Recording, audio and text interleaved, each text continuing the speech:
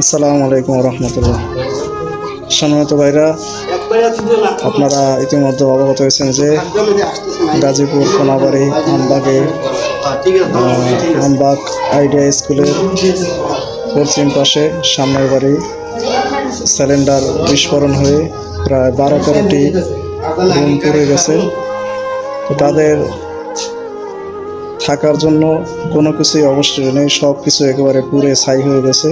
আগের ভিডিওতে আপনারা দেখছেন যে তাদের যে সমস্ত ক্ষতিগ্রস্ত হয়েছে সব কিছু আপনাদেরকে দেখানো হয়েছে। তো তাদের রাতে থাকার জন্য, যেহেতু শীত, এখানে কম্বলের কাজ চলতেছে। এরপরে তাদের জন্য ল্যাপের ব্যবস্থা করা হবে। তো আপনারা সকলে দোয়া করবেন আমরা যেন এরকম বেশি বেশি করে গরিব অসহায় দুস্থদের পাশে দাঁড়াতে পারি। সকলে ভালো থাকবেন, সুস্থ থাকবেন। আসসালামু আলাইকুম রহমতুল্লাহ।